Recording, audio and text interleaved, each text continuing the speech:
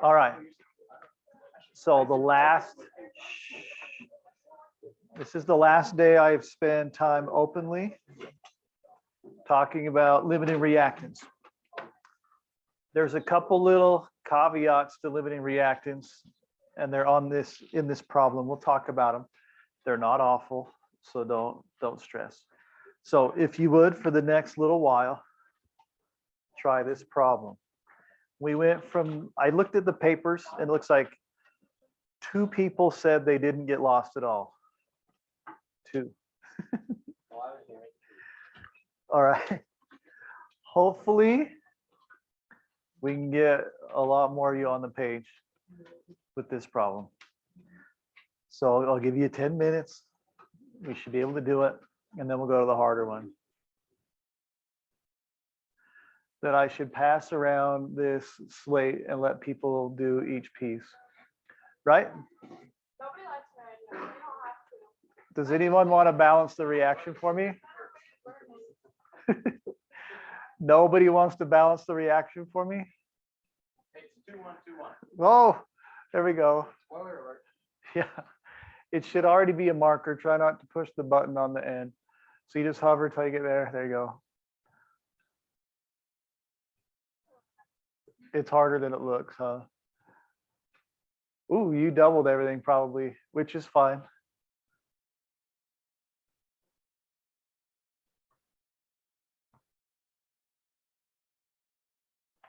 Uh-oh. We have 4 NO3s, and you have 2 NO3s now. Oh, So that's got to be a 2. Okay, now she has double everyone else probably. Is that okay? Yeah, because in the picket fence, you're going to divide 4 over 2 or 2 over 1, and they're the same thing. All right. Anyone want to tell me how they found the limiting reactant? That one's a lot more writing. You're like, not going to happen today, Davidson. Or Thompson. I'll answer to that. Richardson. I go by that one as well. That's my middle name. Well, it's Richard, but all right. The limiting reactant can be found in a couple ways. You can do 2 picket fences and solve for one of the products, and then the lower one is the one that came from the limiting reactant, right? Okay. Or you can convert them to moles, which is what I'm going to do on the screen, and then just kind of logic through it. So I'm going to take, and I sure do feel bad. No, I don't. I'm over it. I'm going to take my given 50 grams and divide it by 170. And you would have got some number around 1/3. I don't know. 0.29. Yeah. All right. So that's moles of, that's AgNO3. All right. If you like the ABCD, that's moles of A. Okay with that? I would do that one on this one because there's a few more things than normal. All right, then this is where I screwed up. I feel super bad about it. 89 over 110. If you did 143, that's fine, but I'll go with the right value. What number was this? Anyone? Point what? 81 sounds good to me. All right, so I look up here. I'm going to reduce these 2, 1, 2, 1. So my AgNO3 should be a 2. Do you know where I'm finding that number? From right here. My CaCl2 should be a 1. So this is a really easy one to see. I ask myself, is 0.29 2 times bigger than 0.81? No, it's not bigger at all. It's smaller, right? So this one pretty quickly, logic-wise, you should be able to determine that 0.29 is your limiting reactant if you ask yourself that question. You can do that. You can also do the multiply by the other coefficient. All right. So you would take 0.29 times the 1, and you get 0.29, and you'd take 0.81 and multiply it by 2, and you get 1.62. All right, greater arrow, there's my limiting reactant, right? All three of them work. Okay, so now I know my limiting reactant is 0.29 moles of AgNO3. Who had that right? Because even with my screw up, you should have been able to get 0.29. Okay. All right. So our limiting reactant is 0.29 moles of AgNO3. Now I need to solve for the rest of the stuff. Now I'm going to do it the weird way for a minute. 0.29 is AgNO3. I'm going to come right up here and I'm going to say that I'm just going to rewrite it because it's going to get messy.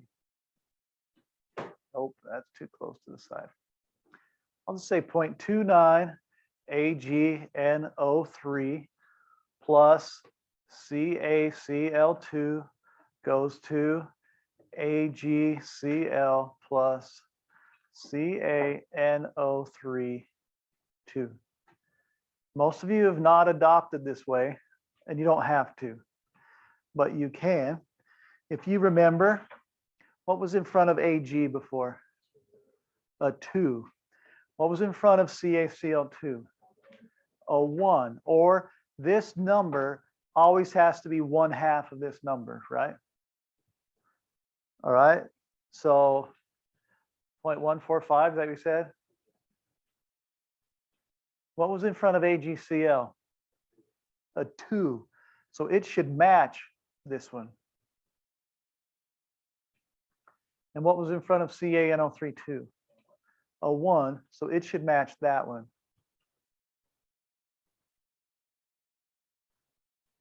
Now, this is the way most of you have not adopted, but it's a really fast way to do it. Show how much paper it took you to do this problem. Well, lift it up. She's not flexing. I'm making her hold it up. Okay, the problem is doable in that much space. If you need that much space, it's fine. Her writing's way smaller than yours too, though, Haley. So it's okay. Do it the way that works. All right, now let me tell you what this is. These are the moles of limiting reactant. These are the moles used of the excess. You with me so far? These are the moles AgCl produced. And these would be the moles CaNO3 produced. That's what substituting the limiting reactant in will tell you. Okay, how do you go from moles to grams? Tell your partner. Someone said it very clearly. You times it by the molar mass. So this is what I'm going to do. Do I need to calculate how much limiting reactant there is at the end? No, it is completely consumed. So I don't need to do that. I will do the excess later. So I'm going to solve for the grams of AgCl produced. I'm going to say 0.29 moles. And I'm going to multiply it by the mass of AgCl, which was, that's the 143. Okay, my bad. What I just wrote down the wrong one when I asked.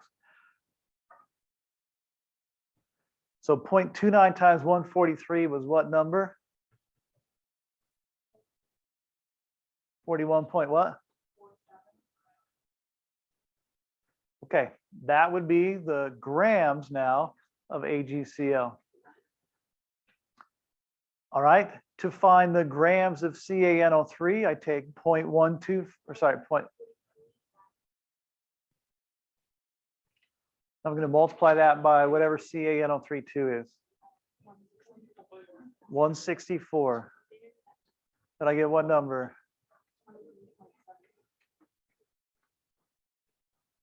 Okay, how many of you at least have these two numbers? Raise your hands. Look at that. That's way more than 2. That's solid. All right. Then the excess. Let's find it down here. I know that I used 0.145. I multiply that by 110, correct? Sorry, that's where the 143 kind of screwed a lot of you over, and I apologize. All right, and I end up with how much that I used? 15.95. All right, so that's the used. The initial, I don't even remember. What do we have up here? 89. So 89 was my initial minus my used equals 73.05.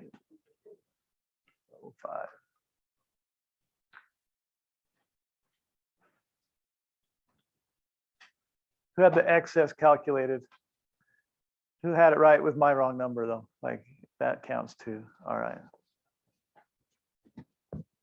How fun was that? I can't even explain how much fun I have doing these. Sounds sarcastic, but I actually do. I spent probably 4 or 5 hours just doing them on Saturday and Sunday for fun. Yeah, I know, I'm weird. I had to sit in a chair and stay awake. So, well, I don't do that on most Saturdays. Usually I have more fun in the driver's ed car on Saturdays. Just, I should try both. Watch left-handed, do math right-handed. Is that possible? Probably not. Okay. It would be. How many of you, be honest for a second, how many of you did this part actually make sense? Okay. It will save you like 5 minutes. Wait, could you do one with those, but with not different numbers? Yeah. Yeah, you know the ones where it's like Whoops. 10, 13, 2. Sure. Let's do it. So we got butane, right? So MEPB C4H10 plus O2 goes to CO2 plus H2O. 2, 8, 10, 13, right?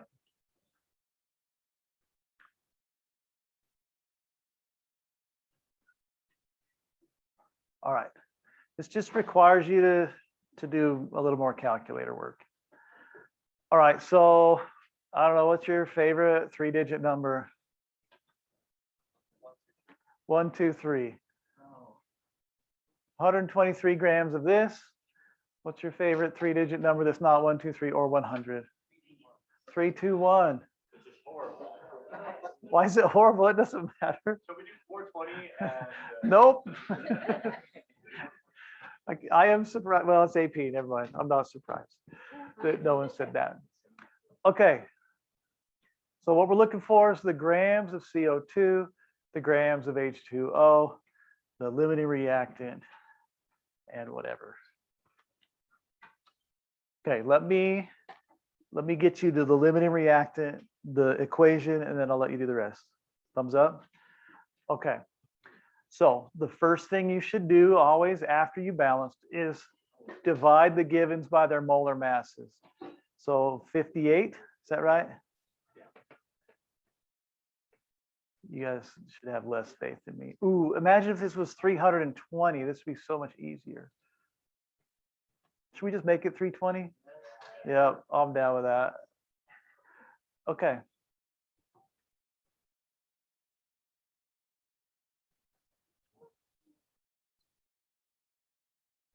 If this works out to be a whole number, we're in trouble. It won't. 123 divided by 58 is what? 2.1 what? Okay. All right, so this one's a little bit tricky. because we got to say, is this one 13 times 2 times what that is? That's a little harder to just reason, right? So this is where I would multiply each number by the other coefficient. Remember that one? So I'm going to take 2.12 and multiply it by the other coefficient. I'm going to take 10 and multiply it by the other coefficient.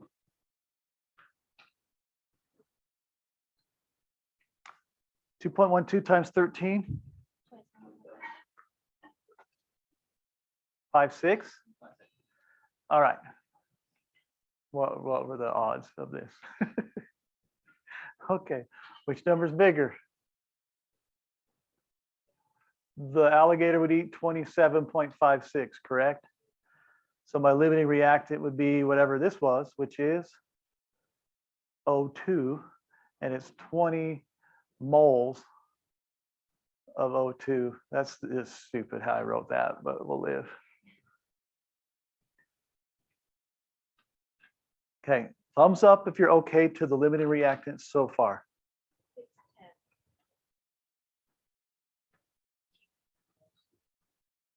Oh yeah, I do. Thank you. It is a 10.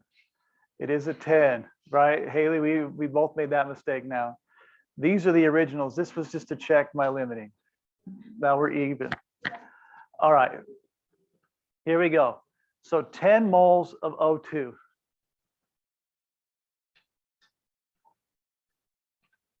This is what I would highly recommend you to do if you have funky numbers. Now, I don't know if this is a little click for everyone, and this is way harder than you'll have to do on my exam, but you would take 10 and divide it by 13. Someone take 10 and divide it by 13 and give me that number. What's that? All right. What I'm trying to do is just turn it into a base of 1. So follow me here. This is a 10. This will be 0.769 times 2. Now, where did I get that number? That's tricky. And these are hard. There's really no common denominator between 2 and 13. So I took the number that I had, which was 10, I divide it by that coefficient, then I multiply it by that coefficient, and it gives me that. I know, but she asked. A couple of you asked. Okay, think about my logic here. What would this be? Okay, good. I'm going to say it the other way around, just stick the same. 0.769 times 8 this time. And let's see if you figured it out. What would this one be?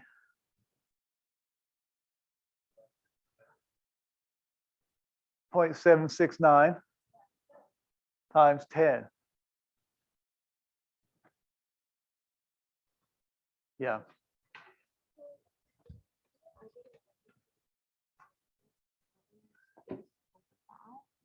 It's the same thing.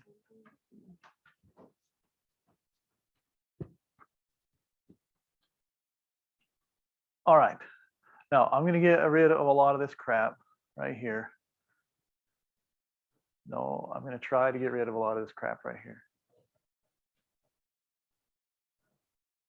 Okay. So this coefficient, 2 times 0.769 was what? 5.8?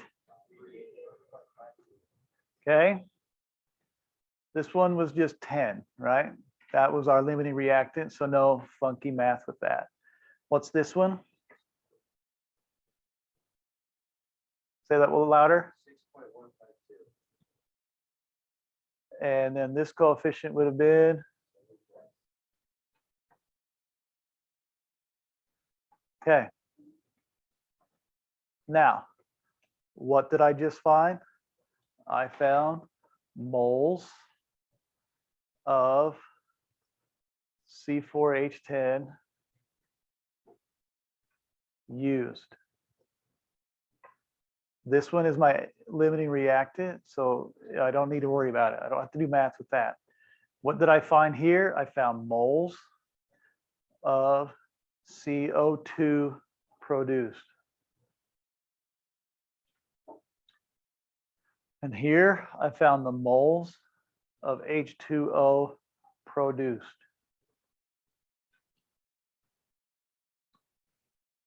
Then I'm going to put times 44. I'm going to put times 18. And I want you to tell your partner what on earth is 44 and 18 and what am I doing by doing that process.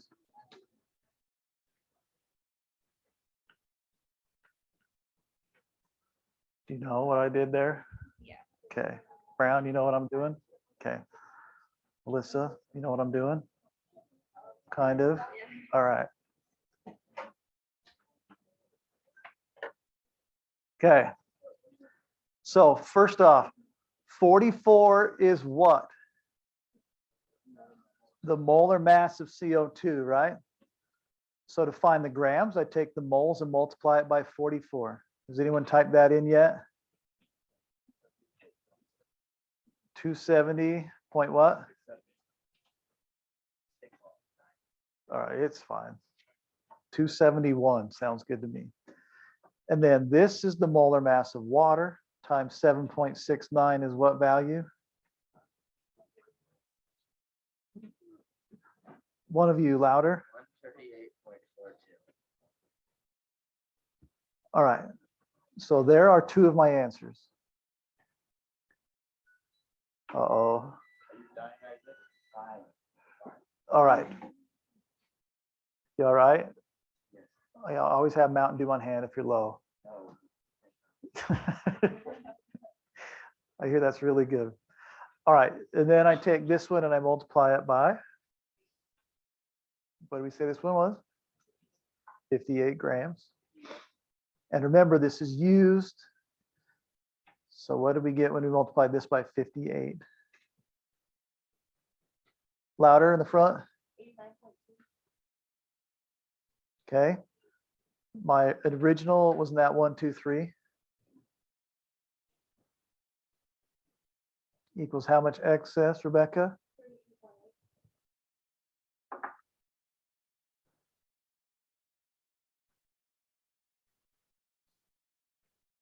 32.8. Okay, here are our three answers.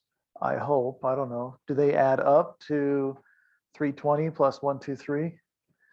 Okay, I got a yes from a few people. Okay, could we have done 4 picket fences? Absolutely. We definitely could have. Never on my test will you have to do a stoichiometry problem where it's more than a 2 to 1 or a 2 or a 1 to 3. You're going to kill me, but you rarely ever do these on the AP test. Because they set up things we're going to do 1,000 times that are probably on the AP test. It won't ask you to do something choice, but your response question. Yeah, the problem is there's probably a 1 in 50 chance that you'll have this on the exam. But there is a 1 in 50 chance that you'll have it on the exam. But it will be different. But if this is the base of like chemistry's hierarchy of math, if you can understand limiting reactants, it makes so much more, it makes everything else make so much more sense because it's all governed by moles and how much of something we start with. So doing a big long problem like this on the AP test, extremely rare. Determining limiting reactant, extremely likely. But then finding all this, pretty rare. But there's a thing in teaching, and you kids don't like it. I didn't like it either. But what we'll do is we'll teach you to hear so that you remember to hear. Every teacher teaches you harder stuff than we really expect you to remember. Okay, it's over training. We do it in track, all this stuff. So I promise it is for your benefit. Okay, number 25 from your homework that most of you probably have ignored. Every chapter we have practice problems on whatchamacallit. What's that? I'm not going to answer that, Tim. Every unit you have practice problems that I feel are your homework. 25 is one of those. Now listen to me. Most people that have no idea what we're going on yesterday admitted they'd spent 0 seconds of any work outside of this room. Now, I will admit 1/3 of the people that got it right said they had not, but I don't know. He just figured it all out. But the practice problems are to help you do better on the exam. Okay, this is from the book. It looks ugly and like, oh, this is so hard. Look at all this stuff. But it's a 1, a 2, a 1, and a 1. Fundamentally, although these are large formulas, this is a very simple problem. If you just go with me. Okay, now I have to add a few things to this. And it does not make stuff all that much worse, I promise. You just got to read and be like, oh, that said that, so I need to do this part. So it says aniline can be produced from chlorobenzene via the following reaction, yada, yada, yada. Assume that 20 grams of chlorobenzene and at 90% purity is mixed with 8.3 grams of ammonia. Okay. In science, it's really hard to have something that's 100% pure. So in this problem, before you do math, you do a little bit of math. Are there really 20 grams of chlorobenzene? Nope. There's 20 times 0.92. Because 92% of the 20 grams are chlorobenzene, 8% are whatever. If you go in my storeroom, I buy usually the cheapest quality stuff we can buy because it's super not that different, but it's not as pure. Like my sodium hydroxide back there, I buy a pound of it for like $18. But if it's 100% pure, it's like $300. So I'll take 98 for a 20th of the cost. So anyway, so this is, I don't know, 18 point something. 18, why? I should know that. That's easy math in my head. 18.4 grams of chlorobenzene. You okay with that? So in a problem, if it tells you the purity, multiply it by that percentage before. Now, don't be like a 4th grade math kid and multiply it by 92. You need to remember math of percentages, you turn them into a decimal. Because 92% is the number 0.92. Are we okay with that? All right, will you try these 2 questions? And then I'll talk about this one.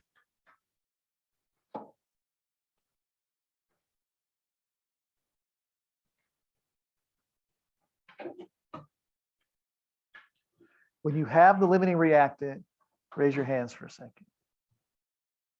No one knows which one the limiting reactant is yet. That's okay. Okay, keep going.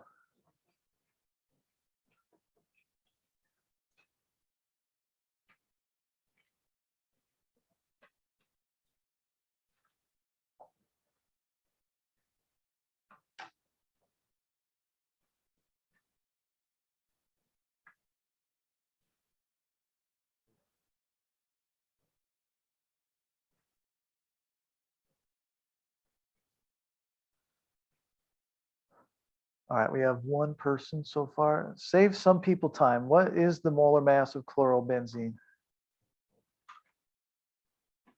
Anyone have that? 112? Okay. Some of you are still on that. This one I can do. That's 17. Nice work. Bless you, child. You should use 18.4.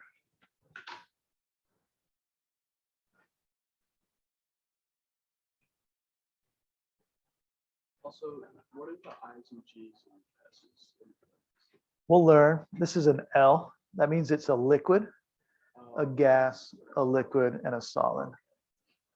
And that's in the next unit too.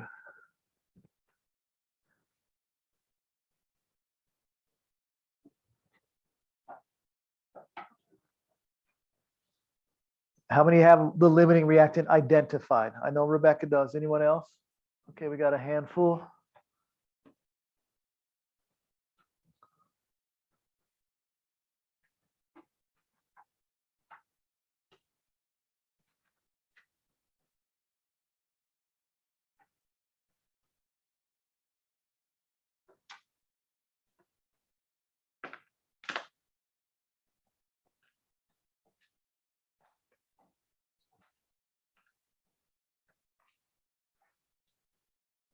Do you have those numbers by the chance? You have them?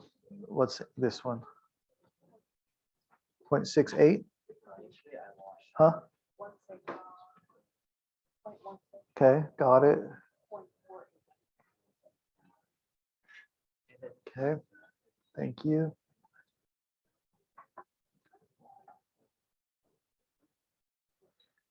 Okay.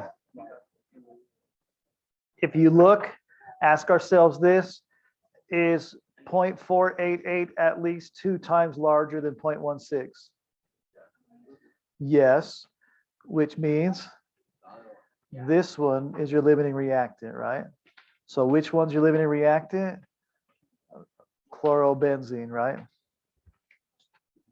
We okay with that? Which makes B pretty easy. That would be which one? NH3. Okay, letter C might look different worded than normal, and it is. It says, what is the theoretical yield of ammonium chloride in grams? This is what we've been calculating the entire time. Theoretical means if life was perfect and math gave us every answer, what would we get? So letter C, we are just now using our 0.16 to find this grams, which we've done a lot.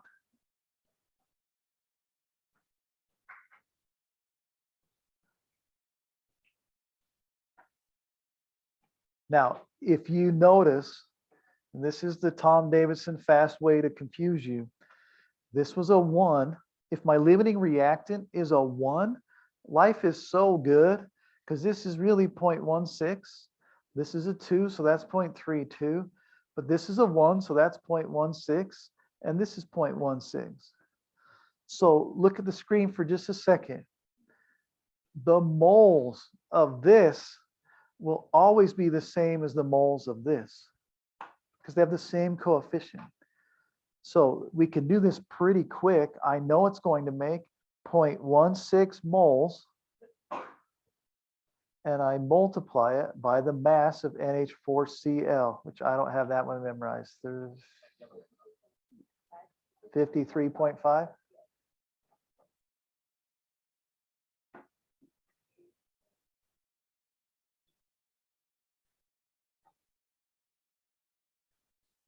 All right, Rebecca, what did that turn out to be?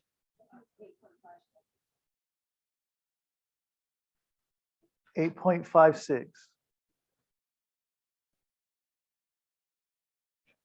Does this problem ask you to find C6H5NH2? Nope. So don't. You can, but like if the problem doesn't ask, don't. Okay, this is an extra step, but it's not math we've never done. So theoretical means you did the lab perfect under perfect conditions and you made exactly what math said you should have made. That actually never works.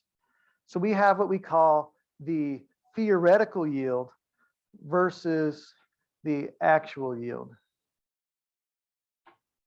i.e., right? Okay, so it wants us to know what was the percent yield. So we take what we actually got, 4.78, divide it by what math said we should have gotten, and times it by 100. You've done this math before if you've ever calculated your test score. You got what you theoretically, you could get 100% on your, or so I'd say 8 out of 8. But you actually got 7 out of 8. So you would take 7 divided by 8. We failed the test. What's that? In this scenario, we failed the Yeah, this would be a major fail. So what is this? test.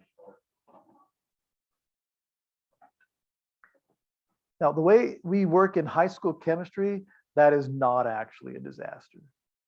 It's not great. It's not good either.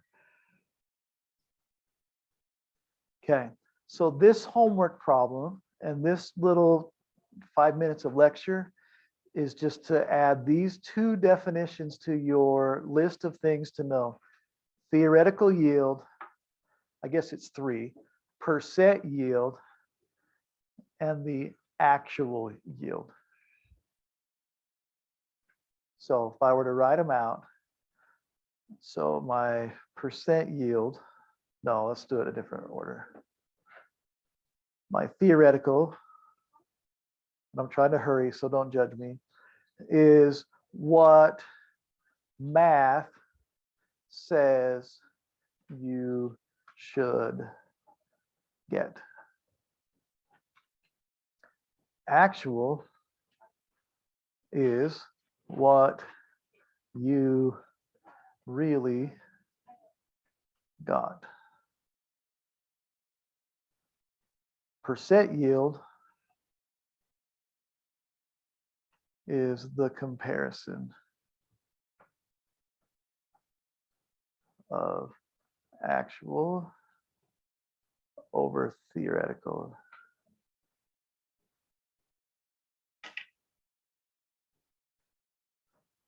So for 3 school days now, we've been technically calculating the theoretical yield.